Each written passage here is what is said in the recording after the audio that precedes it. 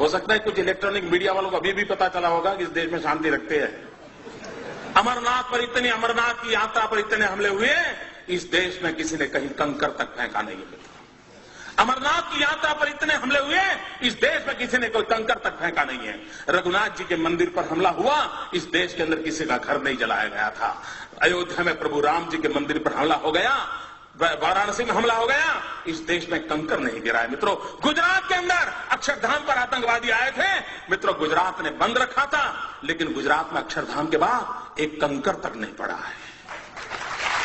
लेकिन कुछ लोग हैं इन चीजों को भूल जाना चाहते हैं, सच्चाई को उजागर करने की उनकी हिम्मत नहीं है मित्रों, और इसलिए झूठी बातों को लेकर के हिंदुस्तान की जनता को गुमराह करने में लगे हुए। और इसलिए मैं कहता था मित्रों, इस देश में एक विदेशों के पैसों से पला हुआ एक 5 स्टार एक्टिविस्टों का वर्ग है, जिसकी हर गतिविधि को चौंक करके देख लीजिए। उनका काम यही होता है, कोई भी घटना घटे तो आतंकवादियों को बौद्धिक प्रोटेक्शन के दिए वो मैदान में उतर आते हैं, नई नई मनगढ़ंत स्टोरियां गढ़ाते हैं, नए नए तर्क देते हैं, और आतंकवाद के खिलाफ अगर किसी ने आवाज उठाई, वो जैसे देश का दुश्मन है, कॉम्बिनर है, हिटलर है, न जाने कौन कौन से डिक्शनरी के शब्द हैं, उसको निकाल के आते हैं मित्रों। वो डरते हैं जो अपनी छवि के लिए मरते हैं। मैं तो वो इंसान हूं जो हिंदुस्तान की छवि के लिए मरता हूं, मुझे मेरी छवि की परवाह नहीं।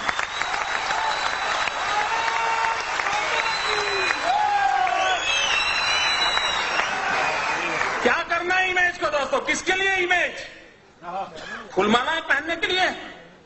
मैं पत्थर खाने के लिए तैयार हूं अगर मैं मेरे देश के किसी नागरिक की रक्षा कर सकता हूं। मैं सच्चाई के रास्ते पर जाना चाहता हूं, और मैं प्रधानमंत्री जो कहना चाहता हूं, आप अगर कोटा का कानून नहीं ला सकते हो, इतना तो करो भाई, राज्यों को अधिकार दे दो। आपको पॉलिटिकल कारण होंगे, मेरा पहला प्रदेश होगा, अगर मुझे अधिकार मिल जाए मैं सबसे पहले कानून बनाऊंगा और हिंदुस्तान के देश को बता के दिखा के रखूंगा मित्रों, आतंकवादियों को ऐसे सबक सिखाया जाता है।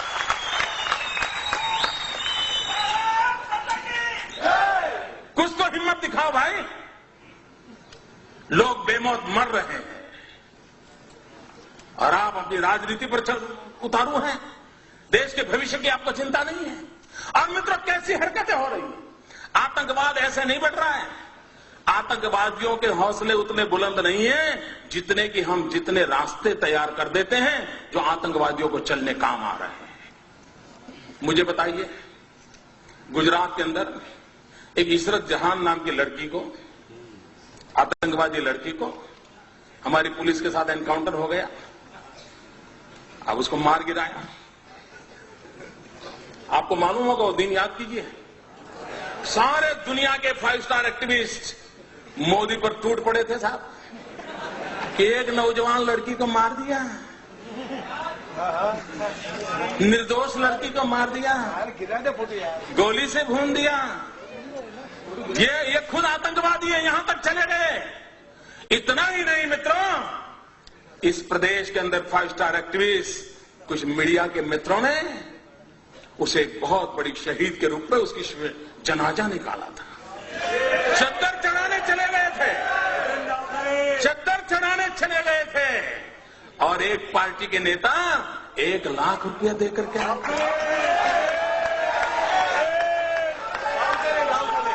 सब किया था, सब कुछ किया था। मैं चुप था, वैसे भी मैं ज्यादा बोलता नहीं था। मैं सही जगह पर, सही भाषा में, सही समय पर बात करने का आदमी। सुबह शाम चीख कर अखबार की जगह खराब करने की मुझे आदत नहीं।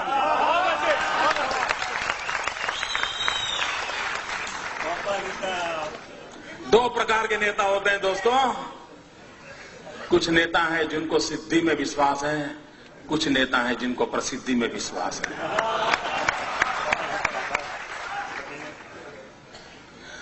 और जब 3 दिन के बाद ग्वाजा टाइम्स, जो लश्कर ए तोयबा का एक मुखपत्र है, उसने एक आर्टिकल लिखा, पाकिस्तान में आर्टिकल छपा कि हमें शान से गौरव हो रहा है कि इशरत जहां जैसी एक लड़की ने हमारे मकसद को पूरा करने के लिए अपने आप को बलि चढ़ा दिया। जब पाकिस्तान में तब जाकर के चुप हो गए, फिर पता नहीं उनकी वो रिकॉर्ड की वो कैमरा वाली चीजें कहां चली गई, वो चद्दर चढ़ाने वाले कहां चले गए, सारा खो गए। चुप है, 2 साल इतने साल हो गए चुप है, कोई पूछने वाला नहीं उनको। अगर मैंने ऐसी गलती की होती तो साहब मेरे बाल नोच लेते, मेरे बाल नोच लेते।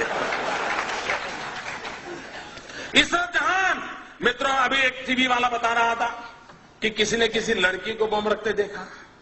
मैं नहीं जानता वो सत्य क्या है। लड़कियों का उपयोग हुआ था। जिस दिन गुजरात ने इशरत जहां के एनकाउंटर में हत्या की, अगर महाराष्ट्र की पुलिस जाग जाती तो शायद ये लड़कियां बम रखने के लिए मैदान नहीं होती। लेकिन आपको परेशानी है, आपको निर्णय करने नहीं है, आप डरते हो।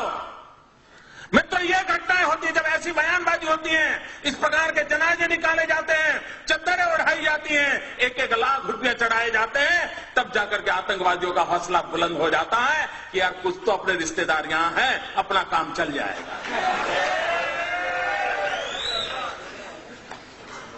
मित्रों, मैं हैरान हूं कांग्रेस पार्टी क्या कर रही है। कोयम्बतूर के अंदर 98 में एक बम धड़ाका हुआ, चुनाव सभा में बम धड़ाका हुआ। अडवाणी जी उस सभा को संबोधित करने के लिए पहुंचने वाले थे। 58 लोग मारे गए, 58 लोग मौत के घाट उतार दिए गए, निर्दोष लोग मार दिए गए। वो सारे लोग जेल में हैं। लेकिन आपको जानकर के हैरानी होगी मित्रों, केरल विधानसभा में वहां की सभी पार्टियों ने मिलकर के, वहां 2 पार्टियां प्रमुख हैं, कांग्रेस एंड कम्युनिस्ट, और बाकी उनके गठबंधन के साथी है, सबने सर्वसम्मति से एक प्रस्ताव पास किया कि 98 के केस में जो मुख्य गुनहगार मदनी करके जो जेल में है, उसे जेल में से रिहा कर दिया जाए। क्या क्या सब समाचार देश को क्या संदेश देना चाहते हो आतंकवादियों को। केरल असेंबली ने और होली के दिन स्पेशल सत्र बुलाया था मित्रों, स्पेशल सत्र बुलाया था, और उस सत्र के अंदर प्रस्ताव पारित किया है कि कोयम्बतूर का जो मुख्य गुनहगार है, उस गुनहगार को जेल से बरी कर दिया जाए। क्यों? क्योंकि वो चुनाव में उसको कैंडिडेट बनाना चाहते थे। मित्रों, इससे बड़ा दुर्भाग्य क्या हो सकता है। अभी तमिलनाडु में चुनाव हुए मित्रों, तमिलनाडु में कांग्रेस पार्टी ने जिसके साथ समझौता किया है, उस पार्टी का नाम है तमिल मुस्लिम मुन्नणी कड़गम, तमिल मुस्लिम मुन्नणी कड़गम।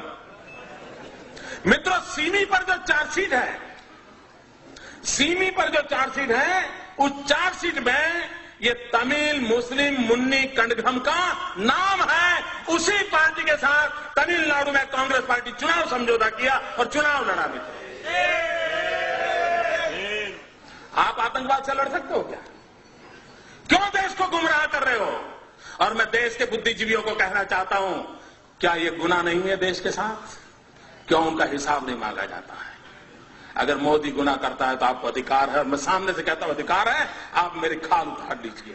लेकिन देश के हित में और लोग जो पाप कर रहे हैं, उनसे भी तो देश को प्रशिक्षित कीजिए। क्या ये दायित्व नहीं है हमारा? मैं इन कलम के धनियों को कहना चाहता हूं, देश की ये मांग है। मित्रों, अभी आसाम के चुनाव हुए, आसाम के चुनाव के अंदर जिसने आसाम को लहूलुहान कर दिया, वो उल्फा ओपनली कांग्रेस पार्टी को चुनाव जिताने के लिए समर्थन में मैदान में था।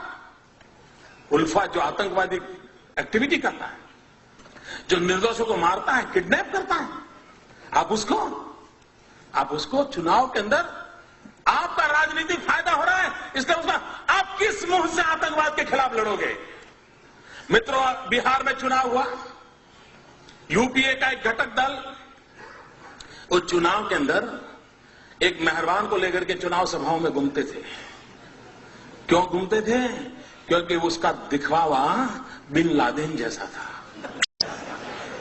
बिन लादेन लादेन जैसा दिखता है, ये बिहार में लोगों को दिखा करके वोट मांगे जाते थे। मुझे कल्पना कर सकते हो मित्रों, आज भी हिंदुस्तान में कोई रावण कितना ही शक्तिशाली क्यों न था, लेकिन कोई निकलता है रावण के नाम पर कुछ लेने के लिए। ये बिन लादेन को लेकर के निकलते हैं साहब,